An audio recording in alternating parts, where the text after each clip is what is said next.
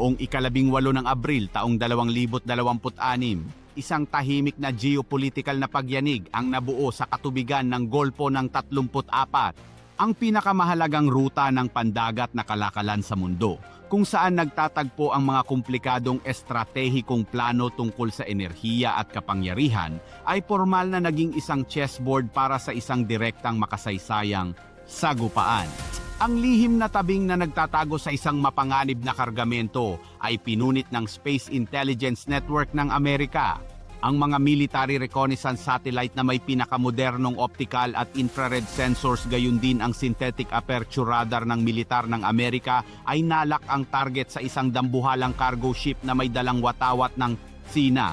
Ang naglalakihang barkong ito na maingat na nagbalat kayo bilang isang ordinaryong internasyonal na komersyal na barko ay bumabagtas patungo sa malalim na bahagi ng gitnang silangan na may huling destinasyon na tinukoy sa mga pangunahing daungan ng gobyerno ng Iran.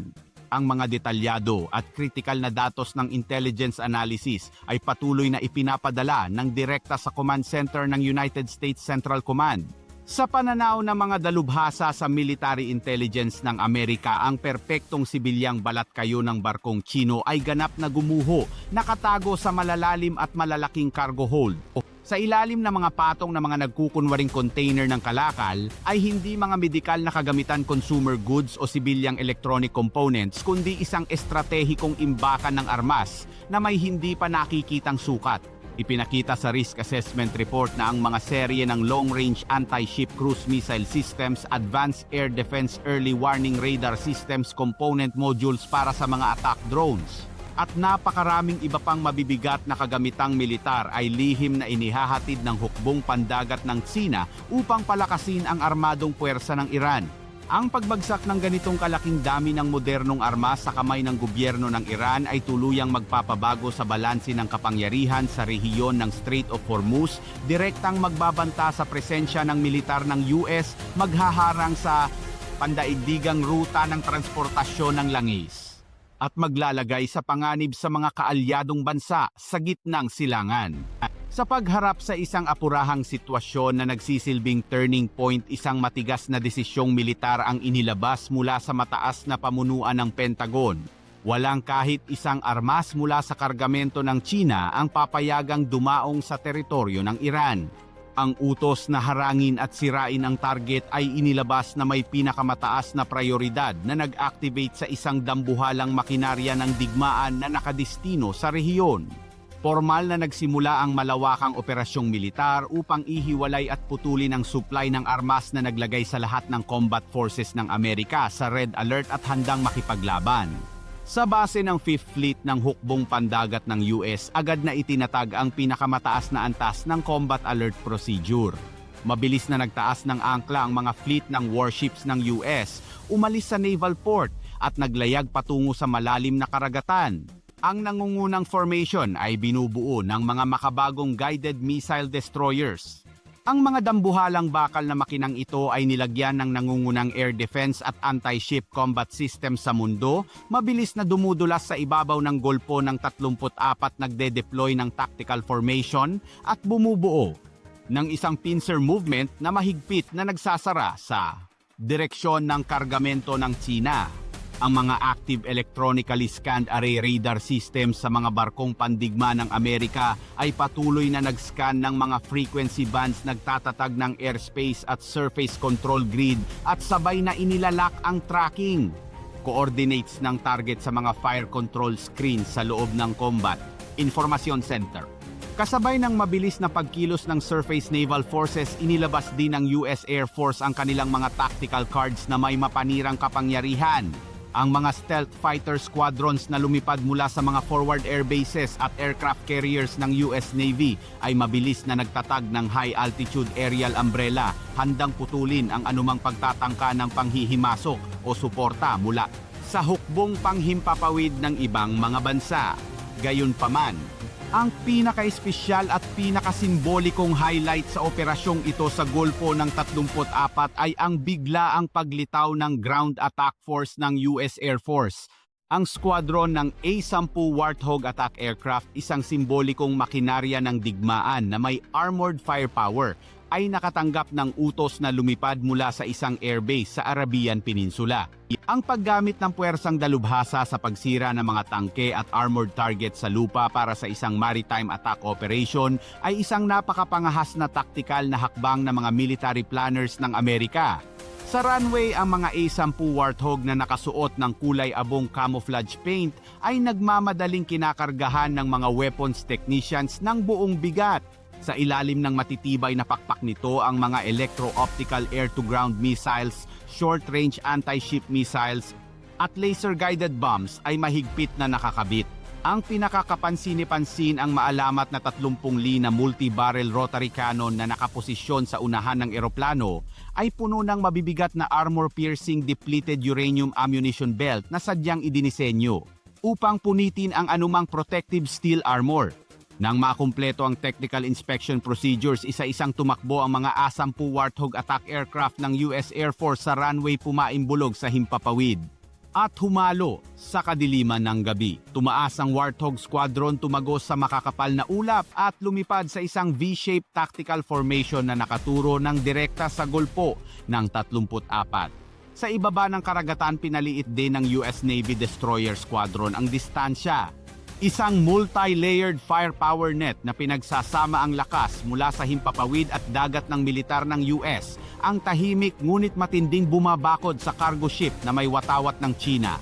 Sa maalon na ibabaw ng gulpo ng 34, ang taktikal na pagkubkob ng hukbong pandagat ng US ay nagsimulang lumiit nang may ganap na katumpakan ng isang dambuhalang computer.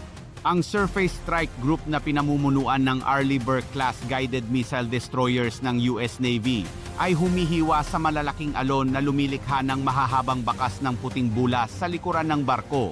Ang mga gas turbine engine systems ay gumagana sa pinakamataas na kapasidad na nagtutulak sa libu-libong toneladang bakal na bumulusok sa karagatan sa bilis na higit sa 30 knots bawat oras. Sa loob ng Tactical Combat Information Center sa kaibuturan ng barko, nanaig ang isang tahimik na espasyo kung saan ang liwanag mula sa 12 ng mga data display screen ang tanging tumatanglaw sa mga tensyonadong mukha ng mga opisyal ng US Navy. Ang makabagong air defense at ballistic missile defense systems ay patuloy na nagsusuri ng milyon-milyong data points bawat segundo. Ang mga beam ng active phased array radar ay tumagos sa malapot at mahamog na hangin ng gitnang silangan nilak ang mga coordinate bilis at direksyon ng barkong pangkalakal na may watawat ng Tsina. Ang espasyo sa itaas ng golpo ng 34 ay ganap na hinarangan ng isang hindi nakikitang barikada na itinatag ng kapangyarihan ng US Air Force. Sa taas na 40,000 talampakan ang mga F-35 multi-role stealth fighter squadrons na lumipad mula sa mga aircraft carriers ng US Navy ay nagpapanatili ng saradong patrol flight path. Ang radar-absorbent paint coating na isinama sa isang espesyal na aerodynamic design ay nakatulong sa mga war machines na ito na humalo sa gabi nang walang iniiwan na anumang bakas sa mga ordinaryong air traffic control systems. Ang mga F-35 fighters ay kumilos bilang aerial data relay stations na ngongolekta ng impormasyon mula sa lahat ng direksyon at patuloy na nagpapadala ng target coordinate systems pabalik sa command center habang handang durugin ang anumang aerial support effort mula sa sino mang bansang nagbabalak manghimasok sa operasyon ng militar ng US. At sa mas mababang airspace, pumasok na ang A-10 Warthog Attack Squadron ng US Air Force sa Tactical Assembly Area upang maghintay ng mga utos. Ang mga nakabaluting makina na ito ay mabagal na lumilipad ng paikot-ikot sa ibabaw ng kalat-kalat na mga ulap na kabaligtaran ng pagiging sopistikado at nakatago ng mga 5th generation fighters. Ang presensya ng A-10 Warthog Squadron ay nagdala ng kahulugan ng isang nakakatakot na pisikal na kapangyarihang panakot. Sinuri muli sa huling pagkakataon ng mga piloto ng US Air Force ang electro-optical at thermal imaging target lock systems sa mga sensor pods na nakakabit sa ilalim ng tiyan ng eroplano. Ang nguso ng GAU-8 Avenger gun ay bahagyang umikot. Ang mechanical loading systems ay nasa posisyon na handang magpakawala ng ulan ng mga depleted uranium armor-piercing bullets sa mga armored targets ng militar ng China kung ilalabas ang attack order. Ang mahigpit na paggalaw ng hukbong pandagat at hukbong panghimpapawid ng US ay hindi makakatakas sa mga advanced electronic reconnaissance systems na maingat na itinago sa kargamento ng Tsina.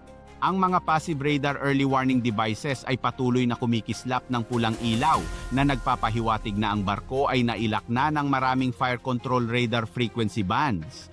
Nang mapagtanto na humihigpit na ang pagkubkob, agad na naglabas ng mga emergency response measures ang command system sa barkong pangkalakal na may watawat ng Tsina. Ang utos na pabilisin ng husto ay ipinadala sa engine room. Ang dambuhalang propeller ay yumanig sa tubig na nagtulak sa barkong puno ng mabibigat na armas na biglang lumiko, sinusubukang gumuhit ng isang sigsag na landas upang makatakas sa pagtugis at idirekta ang nguso ng barko patungo sa teritoryong pandagat ng isang kalapit na bansa para maghanap ng proteksyon. Gayunpaman, ang hukbong pandagat ng Tsina ay hindi lamang umaasa sa pagmamaniobra ng isang dambuhalang kargamento. Isang hindi nakikita at mabangis na electronic warfare ang agad na inilunsad sa cyberspace. Mula sa mga sadyang itinagong launcher sa ilalim ng mga patong-patong na container sa deck ng barko, nagsimulang mag-broadcast ang high-power electronic warfare system ng Tsina. Ang mga white noise at wideband barrage jamming signals ay direktang inilabas sa espasyo na lumikha ng makapal na pader ng electromagnetic radiation. Ang layunin ng taktika na ito ay bulagin ang mga radar system sa mga destroyer ng US Navy, lumikha ng libu-libong pekeng target signal na sumasayaw sa screen, guluhin ang mga missile guidance systems at putulin ang tactical data link sa pagitan ng combat units ng militar ng US. Agad na gumanti ang Electronic Defense Network ng US Navy. Ang mga electronic warfare experts sakay ng US flagship ay nag-operate ng mga sopistikadong electronic countermeasures, mabilis na sinuri ang mga jamming wavelengths mula sa barkong Tsino at nag-apply ng mga active noise filtering algorithms. Ang mga EA-18G Growler electronic warfare aircraft ng US Navy ay itinapon sa larangan ng digmaan gamit ang mga directional jamming pods para isuppress at in-neutralize ang mga broadcasting stations ng militar ng Tsina. Ang atmosfera sa Golpo ng 34 ay uminit hindi dahil sa mga pagsabog ng bomba, kundi dahil sa pagkikiskisa ng mga electromagnetic waves na may hindi nakikitang lakas. Kahit na gumagana sa buong kapasidad ang electronic warfare system ng barkong Tsino, ang pisikal na pagkubkob ng US Navy ay patuloy sa pagliit. Ang distansya sa pagitan ng mga barkong pandigma ng US at ng super cargo ship ng Tsina ay lalong umiiksi, itinutulak ang tensyon sa rurok bilang paghahanda sa isang kaganapang lampas sa hangganan ng ordinaryong pagpigil. Ang pisikal na distansya sa pagitan ng formasyon ng mga barkong pandigma ng US at ng dambuhalang cargo ship ng Tsina sa Golpo ng 34 ay paliit ng paliit hanggang sa ang linya ng isang direktang sagupaan ay masusukat na lamang sa iilang nautical miles. Naging napakabigat ng hangin sa larangan ng digmaan sa ilalim ng hindi nakikitang presyon ng mga umuungal na bariles ng kanyon at missile launchers na naghihintay. Sa pamamagitan ng optical telescope systems at ng mga makabagong infrared sensor pods na naka-install sa command tower ng mga US destroyers, malinaw na nakita ang imahe ng 10,000 toneladang bakal na bloke ng Chinese Navy. Ang mga cargo containers na perpektong nakasalansan sa ibabaw ng isa't isa upang itago ang mga estratehikong armas sa loob ay lumilitaw ngayon bilang isang sutil na mobile fortress na humihiwa sa mga alon patungo sa unahan. Sa himpapawid. Sa pagdaan sa mga kulay abong ulap ng madaling araw, ang A-10 Warthog Attack Squadron ng US Air Force ay nagpanatili pa rin ng oval-shaped na patrol flight path, patuloy na ibinababa ang nguso ng eroplano patungo sa dagat. Nagse-set up at naghahanda ng electro-optical target locking system sa bawat kahina-hinalang cargo hold sa barkong Tsino upang maiwasan ang isang mapanirang paglala ng militar. Nagsagawa ang US Navy ng mga maritime warning measures batay sa pinakamataas na pandaigdigang pamantayan. Mula sa matataas na palo ng flagship ng US, tinaas ang mga makukulay na semaphore flags na isinama sa matataas na intensity na mga flashes mula sa searchlight system na direktang tumututok sa sabungan ng barkong Tsino. Ang radio communication network ng militar ng US ay patuloy na nag-broadcast sa mga pandaigdigang emergency frequencies na nagpapadala ng mensahe na humihiling sa barkong may watawat ng China na agad na magbawas ng bilis baguhin ang kurso at tanggapin ang teknikal na inspeksyon. Ito ang mga huling pagsisikap sa pagpigil isang manipis na pagkakataon upang pigilan ang mitsa ng digmaan. Ngunit bilang tugon sa sunod-sunod na babala mula sa militar ng US, isang nakakatakot na katahimikan ang nanaig. Ang super cargo ship ng hukbong pandagat ng China ay walang ipinakitang palatandaan ng pagbagal. Bagkus, ang bakas ng puting bula sa likod ng barko ay naging mas malakas, nagpapatunay na ang gas turbine engine system ay pinipilit na lumampas sa kapasidad ng disenyo nito upang mabilis na madala ang mga armas na ito sa ligtas na katubigan ng gobyerno ng Iran. Nang makita na ang lahat ng pagsisikap para sa mapayapang babala ay nahulog sa kawalan nagdesisyon, ang campaign command ng militar ng US na gumamit ng dahas bilang pagpigil. Ang utos na magpaputok ng babala ay direktang ipinadala sa main gun turret sa unahan ng nangungunang destroyer ng fleet.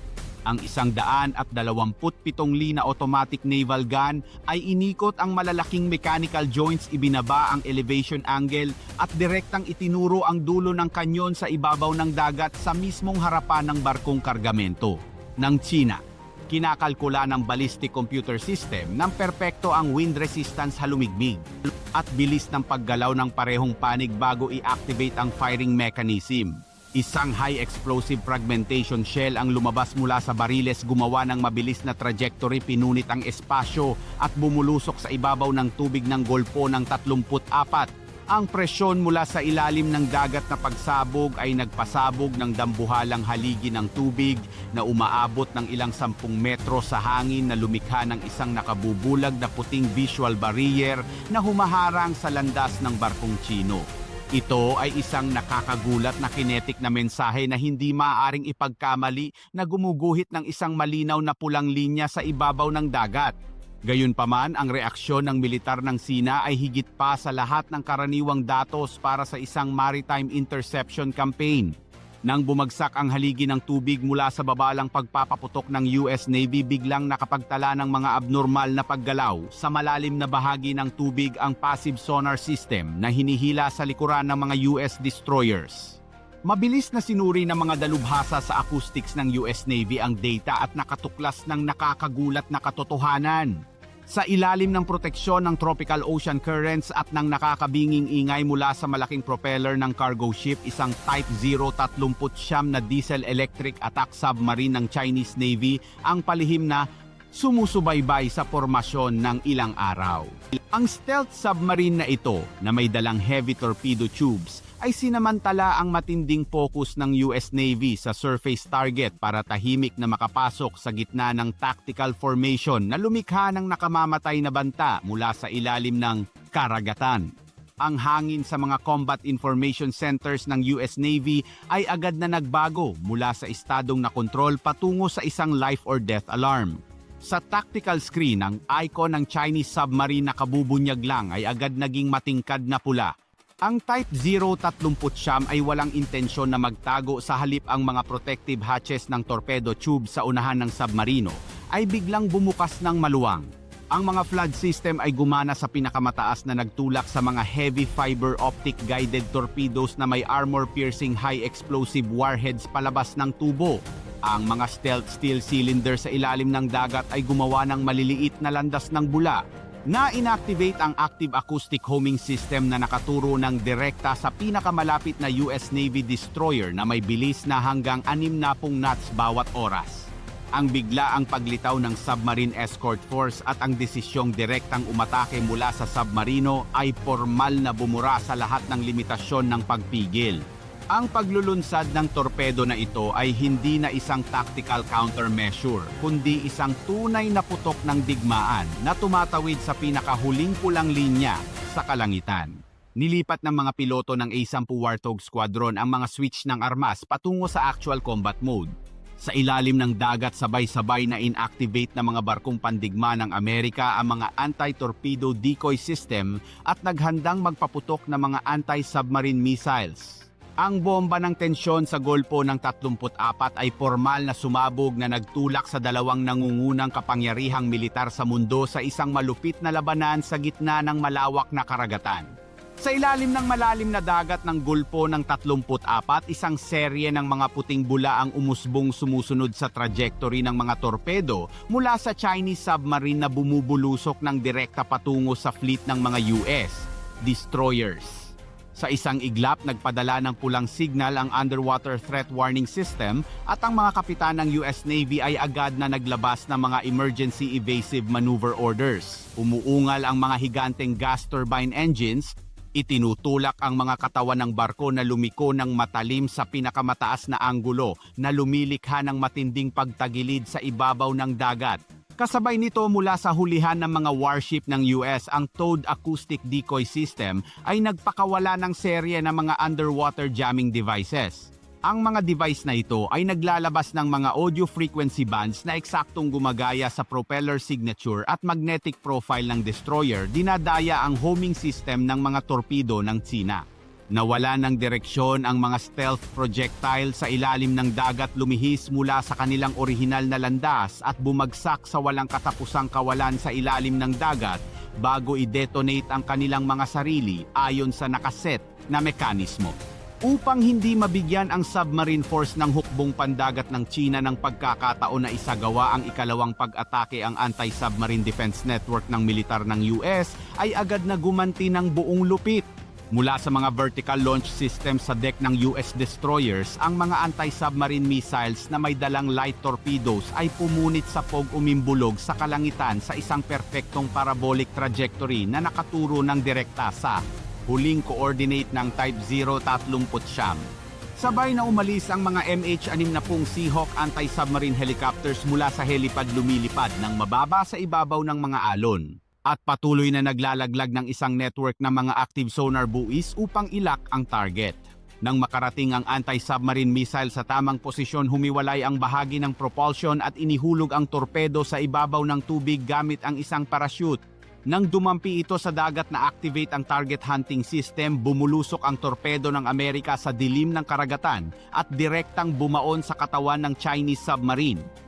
Isang matinding mapangwasak na presyon ang tuluyang sumira sa hugis ng high-strength pressure hull na ibinaon ang submarine escort force ng hukbong pandagat ng China sa kailaliman ng dagat. Sa ibabaw ng dagat nang mapagtanto na ang puwersa sa ilalim ng dagat ay nawasak at nawala na ang element of surprise, tuluyan ng inalis ng supercargo ship ng China ang sibilyang balatkayo nito, determinadong ipagtanggol ang mga estratehikong armas para sa Iran hanggang sa huli. Na-activate ang lihim na defense network ng barko. Ang mga camouflage steel container wall sa kahabaan ng magkabilang gilid ng barko at sa ibabaw ng superstructure ay sabay-sabay na bumagsak salamat sa hydraulic hinge systems. Mula sa loob ng madilim na compartments, ang Hongqi 10 short-range air defense missile systems at Type 1130 close-in weapon systems ay nagtaas ng kanilang mga barriles na bakal papunta sa kalangitan. Kasabay nito, ang mga nakatagong fire control radar systems ay nagsimula na ring mag-scan ng tuloy-tuloy na ginawa ang dambuhalang cargo ship na isang armadong heavy floating fortress na handang harapin ang lakas ng militar ng US. Ang biglaang pagbabago sa katayuan ng barkong Chino ay agad na nagdulot ng direktang banta sa mga paparating na puwersa. Mabilis na naglunsad ng aerial punishment attack ang US Air Force mula sa taas na 5,000 talampakan. Ang squadron ng A-10 Warthog attack aircraft ay nakatanggap ng utos na sumisid, nagtatag ng direktang attack angle sa mga kakalabas lang na missile launchers ng hukbong pandagat ng China. Sa pamamagitan ng helmet-mounted target display system, nilak ng mga Amerikanong piloto ang air defense system sa ibabaw ng deck at pinindot ang firing button. Ang mga AGM-65 Maverick air-to-ground missiles ay umalis mula sa pylon na nag-iwan ng mahahabang puting usok sa kalangitan ng Golpo ng 34 at bumulusok patungo sa target sa bilis na supersonic. Bilang ganti sa pag-atake ng US Air Force, marahas na tumugon ang defense system ng barkong Chino. Patuloy na nagpaputok ang mga Hongki-10 complexes ng mga short-range interceptor missiles na lumilikha ng isang makapal na air defense fire net na sumasakop sa buong espasyo sa itaas ng barko. Ang magkakasalubong na firepower trajectories ay lumikha ng tuloy-tuloy na pagkislap ng liwanag sa hangin nang matagpuan ng interceptor missiles ang target. Gayunpaman dahil sa napakaraming firepower mula sa squadron ng US, ilang mga Maverick missiles ang nakatago sa defense perimeter tumama at tuluyang sumira sa istruktura ng dalawang missile launchers sa harapang bahagi ng barkong Tsino. Lumikha ng maitim na usok na umiikot sa himpapawid. Nang mapagtanto na may butas ang air defense system ng barkong Tsino, patuloy na sinamantala ng A-10 Warthog Squadron ang taktikal na kahinaang ito. Ibinaba ng mga armored machine ang kanilang altitude malapit sa ibabaw ng dagat, nagpapakita ng hindi kapanipaniwalang kakayahang magmaniobra sa kabila ng anti-aircraft fire mula sa Type 1130 artillery turrets ng militar ng Tsina na patuloy na nagpapaputok ng mga bala sa himpapawid. Nang nakatutok ang nguso ng eroplano sa superstructure ng cargo ship, nagsimulang umikot ang bariles ng 30 lay na GAU-8 Avenger gun. Isang ulan ng depleted uranium armor-piercing rounds ang bumuhos pababa sa katawan ng barkong Tsino. Ang baluti na bakal ng mga cargo containers at fire control radar systems ay napunit at nadurog sa ilalim ng kakilakilabot na penetration power ng mga bala. Ang mga maliliwanag na flare decoy system ay itinapon mula sa buntot ng mga eroplanong Amerikano para dayain ang optical targeting system ng Chinese Navy. Ang sagupaan sa Golpo ng 34 ay naging isang matinding pisikal na pagkikiskisan sa pagitan ng firepower ng US Air Force at ng matigas na defense system ng Chinese Navy. Itinutulak ang labanan sa mapagpasyang sandali. Kahit na dumanas ng matinding pinsala mula sa malalakas na airstrikes ng A-10 Warthog Squadron ng US Air Force, nagpakita pa rin ng hindi kapanipaniwalang lakas ng paglaban ng Defense Force sa ibabaw ng cargo ship na may watawat ng Tsina. Ang mga Type 1130 at 30 close-in weapon systems ng hukbong pandagat ng Tsina kahit na bahagyang nasira na ang kanilang optoelectronic radar system, ay patuloy pa rin sa pagtaas ng kanilang mga bariles upang walang tigil na magpaputok sa kalangitan ng Golpo ng 34. Sinubukan nilang bumuo ng isang walang pag-asang harang ng apoy upang protektahan ang pangunahing istruktura at ipagtanggol ang imbakan ng mga estratehikong armas na naglalagablab na ngayon sa unahan ng barko. Ang katatagan na ito ay nagpapatunay sa disiplina at determinasyon na protektahan ang kargamento hanggang sa huli ng hukbong sandatahan ng Sina. Gayunpaman, ang static na pagtatanggol sa isang target na nawalan na ng kakayahang gumalaw ay mga huling pagpalag na lamang bago ilunsad ng dambuhala at sopistikadong war machine ng US military ang pinakamalupit at huling ataking ito. Sa Campaign Command Center na matatagpuan sa kaibuturan ng US flagship, patuloy na ina-update ng tactical data display screens ang status ng labanan. Ang system evaluation ay nagpakita na ang air defense network ng Chinese Navy ay humina na sa limitasyon nito. Ang mga electronic warfare jamming stations ay ganap nang na-neutralize ng himpapawid na hininga at ang early warning radar grid ay nagkaroon na ng permanenteng blind spots. Dumating na ang nakatakdang taktikal na pagkakataon. Ang utos na tuluyang sirain ang target ay inilabas mula sa pinakamataas na command level opisyal na inililipat ang karapatang tapusin ang madugong naval battle na ito sa Surface Combat Force ng US Navy sa mga deck ng guided missile destroyers. Ang state-of-the-art Aegis Air Defense at Anti-Ship Combat Systems ay sabay-sabay na lumipat sa Concentrated Attack Mode. Ang vertical launch system sa harap at likod ng bridge ay nagbukas ng kanilang safety hatches. Inilalantad ang mga nakamamatay na warheads na nagdadala ng kapangyarihan ng advanced military technology. 4 na AGM-84 na Harpoon anti-ship cruise missiles ang na-activate ng computer system. Mga higanteng haligi ng apoy ang lumabas mula sa launch tubes na nagtulak sa mga bloke ng bakal na may bigat na daan-daang kilo sa hangin na may matinding pagbilis. Sa sandaling maabot ang minimum na kinakailangang altitude, agad na inactivate ng Harpoon missiles ng US Navy ang kanilang cruise jet engines, tinalikuran ang normal na ballistic trajectory para ibaba ang kanilang altitude malapit sa ibabaw ng dagat. Dumausdos ang mga ito sa mga alon ng Golpo ng 34 sa taas na ilang metro. Sinasamantala ang kurba ng mundo at ang pagtalbog ng alon ng dagat para maging mga invisible ghosts sa mga karaniwang early warning radar screens. Ang lahat ng 4 na missiles ay direktang patungo sa barkong Tsino sa bilis na subsonic. Ang active radar homing system sa ilong ng missile ay patuloy na nag-a-update ng mga coordinates nilak ang mga pinakamahinang bahagi sa gilid ng super transport ship. Nang makita ang malagim na banta na pumupunit sa espasyo at nagmumula sa horizon, at ibinuhos ng Air Defense Combat Crew sa barkong Tsino ang lahat ng natitirang electrical energy at concentration para sa huling close-in defense gun system. Libu-libong tracer bullets ang pumunit sa malabong hamog ng Golpo ng 34, sinusubukang lumikha ng makapal na pader ng metal na kinetic energy para sa pagharang. Gayunpaman sa harap ng perpektong sea skimming flight tactic at ang napakakomplikadong evasive maneuver trajectory sa huling approach phase ng US missile system, ang defense network ng hukbong pandagat ng China ay naging ganap na walang kakayahan. 2 sa 4 na Harpoon missiles ng US Navy ang matalinong nakaiwas sa intercepting fire barrier bumaon ng direkta sa kanang bahagi ng barkong may watawat ng Tsina mismong sa critical na waterline area.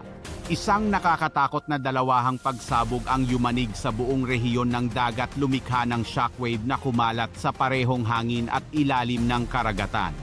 Ang napakalakas na explosives mula sa penetrating warheads ay pinunit ang makapal na double steel hull ng cargo ship na lumikha ng mga dambuhalang butas, tuluyang sinira ang integridad ng anti-flooding structure at nagbukas ng daan para sa libu-libong toneladang tubig dagat na bumulwak papasok sa mga compartments. Ngunit ang kakila-kilabot na pinsala na dulot ng mga anti-ship missiles mula sa US Navy ay hindi pa ang katapusan. Nagsilbi lamang itong mitsa para sa isang mas malupit at malagim na sakunang militar na maraming beses na mas malala. Ang point of impact ng mga Harpoon missiles ay mismong katabi ng Central Cargo Hold Area kung saan itinatago ng militar ng China ang libu-libong tonelada ng large caliber artillery shells, land attack cruise missile complexes, at malaking halaga ng solid rocket fuel na palihim nilang planong ibigay sa gobyerno ng Iran. Ang napakalaking init at matinding pressure mula sa inisyal na pagsabog ay agad na nagpasabog sa mga sensitibong imbakan ng bala na ito. Isang chain reaction ng pangalawang pagsabog na may hindi makontrol at mapanirang kapangyarihan ang sumabog mula sa kaibuturan ng barko. Isang dambuhalang fireball na nagliliyab na parang artipisyal na araw ang pumailan lang sa hangin. Pumupunit sa libu-libong patong ng camouflage container sa ibabaw ng deck at nagpapalipad sa mga bloke ng bakal na tumitimbang ng ilang tonelada sa layong daan-daang metro. Ang core load-bearing structure ng super transport ship na dating malubhang humina ay tuluyang nasira sa ilalim ng napakalaking presyon mula sa loob. Ang katawan ng barkong Tsino ay malupit na nahati sa dalawa, ang apoy ay naglalagablab sa ibabaw ng tubig, na nakahalo sa makakapal na maitim na haligi ng usok na tumatakip sa sumisikat na bukang liwayway noong 18 ng Abril taong 2026. Mula sa himpapawid ang A-10 Warthog Attack Squadron ng US Air Force at ang formasyon ng mga barkong pandigma ay napanatili ang isang ligtas na distansya, tahimik na pinagmamasdan ang pagbagsak ng isang higanteng lumulutang na kuta. Ang sobrang bigat ng taglay nitong imbaka ng armas at ang 10,000 toneladang tubig dagat na bumuhos sa loob ang humila sa dalawang hati ng barkong Tsino palubog sa karagatan. Sa loob ng wala pang 20 minuto pagkatapos ng huling airstrike, ang hulihan ng bahagi ng barko at ang higanteng propeller ay umusli mula sa tubig. Sa huling pagkakataon, walang pag-asang umikot sa hangin bago ang buong higanteng istruktura ng bakal ay nilamon ng kadiliman ng malalim na dagat ng Golpo ng 34 hatak-hatak pababa ang buong estratehikong arsenal. Ang labanan ay tapos na. Sa ibabaw ng dagat, ang natitira na lamang ay mga patse ng langis, mga lumulutang na debris at isang nakakapangilabot na katahimikan. Ang US Navy at Air Force ay nag-re-establish ng kanilang patrol formation. Kinukumpirma ang ganap na kontrol sa Golpo ng 34 at tinatapos ang isang madugong geopolitical na sugal sa pamamagitan ng permanenteng paglubog ng armas sa ilalim ng karagatan.